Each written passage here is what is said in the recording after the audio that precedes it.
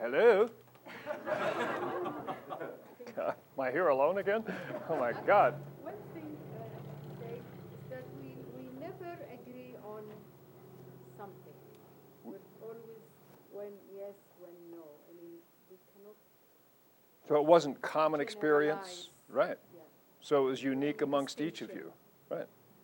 This is what I'm saying about maps of reality. There are some commonalities that we share, right? But there are a lot of differences too. And the differences can be very specifically identified with submodalities. What other experiences did you have? Did you notice any of these submodalities that would change spontaneously if you shifted one? Well, yeah, I found that Sure. so clearly when the kinesthetic and the visual. Mm-hmm. When I intensify one, the other diminishes. When I intensify the other diminishes. Okay. So what Ron suggested was that I shift them together Mhm. and see what happens. And that was really interesting. What happened? So when I intensified the visual, my kinesthetic groundedness and awareness of the ground Right. shifted to a lightness. Okay. And when I intensified it the other way around, I found that the visual deepened and darkened in tone and color. As you did what with? As I connected that with the visual and the sense of the ground beneath me. Okay, so as you had a sense of greater grounding kinesthetically, the visual began to get richer and deeper, is that? Yes, absolutely. Okay, great. It worked sort of the opposite when you did it the other way. Yeah. Interesting. So they ride on each other, they're linked Yeah. in unique ways. Okay? I found that when you were speaking earlier about making something more granular as far as the picture Right, was concerned. grainy, yeah. Yeah, what I found is that things became very, very distinct as far as emotion was concerned. Whereas if I had a very blended picture, Uh-huh. the emotions were more blended as well. Okay. Like I had the meta response that I had towards it Right. was a mixture of emotion. Okay. Whereas it became very digital once I made it granular. Ah, interesting. So it's, in a sense, it's a way to have a strategy for becoming more precise in emotional response for you. Yeah. Right? Interesting. So you can sort out emotions simply by making visual submodality That's right. changes. Very neat. Okay. Other observations? It was fun. Hey, listen, I think submodalities, I mean, you know, using your brain for a change, is a great way to play with the tool. I mean, it's tremendous fun to do this. The thing is, you know, submodalities are really interesting because in NLP we explore a lot of genres that are unconscious before we explore them. You think back to your practitioner, you were doing things with eye accessing cues, sensory acuity, linguistic structure, right, the meta model. And these are things that people have in an ongoing way as their output or their experience, and they're simply unaware of. People are not aware of how their eyes are moving or, you know, whether they're using a universal quantifier or something like this. But once you are aware and you can detect the pattern, right, then structure pops out to you as an NLP practitioner. The same is true of submodalities. Generally, people respond to their submodality changes, but they're not necessarily consciously aware.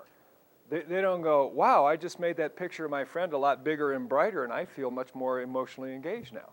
It just happens, and they feel emotionally engaged. So what I'm suggesting is that the exploration of submodalities literally is a precise exploration of someone's unconscious process.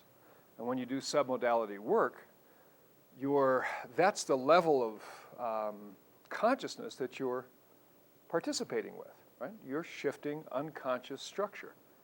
And in order to do good submodality work, you have to have the kind of skill you are developing in this little exploration. You have to have some precision of your own in being able to make these distinctions yourself, right? Then, when you're working with someone and they describe their experiences, you have at least some idea of how to recreate their experience, to create their map of the world so you can enter into their map of the world. But so part of these little challenges up front are a way for you to enhance your behavioral flexibility. Become more and more aware of what are you really doing in there? What's going on inside that head?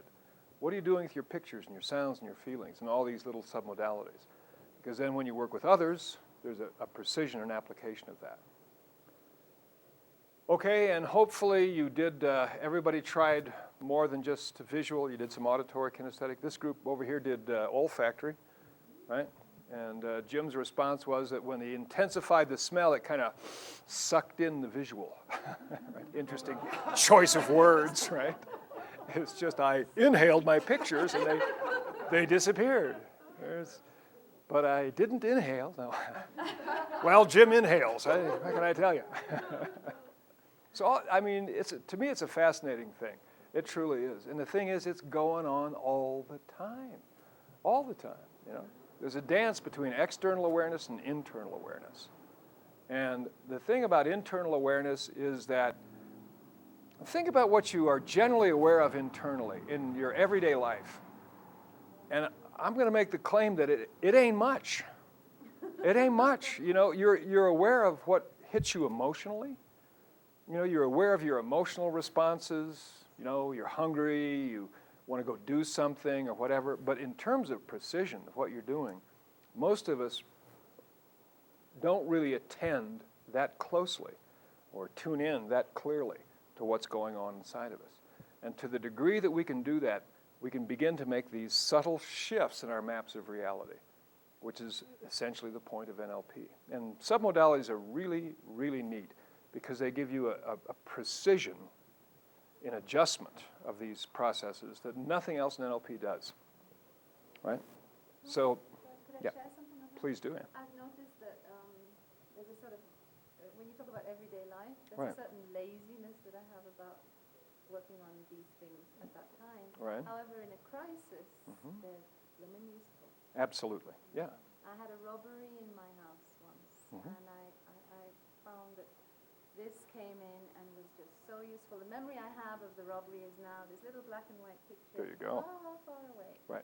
And I found myself doing it at the time. Right. Great. So I Spontaneous could sleep in use. bed the next night, and I was just like, wow. Right. Right. My next door neighbor couldn't, but I could. Exactly. Yeah. And I mean, this is the beauty of this kind of work. Someone that isn't aware of this. You know, often you have a traumatic event in your life, and you code it. You link a certain submodality structure to the event to give you a sense of overwhelm, right? Let's say it's a robbery, or you confront the robber in your living room, and there he is, right there, and he's big, bright, and you feel fear. Most people, that becomes coded. That's the way they experience it. So every time they see something in the environment that reminds them, or every time they think of it, they go through the same traumatic response. With NLP, you know, the precision of submodalities, you can begin to make submodality changes to shift that, so you're in a much more resourceful state. And that's what we're going to be exploring with a review of the swish pattern right after we take a 14-minute and 20-second break. We'll be back here at 11.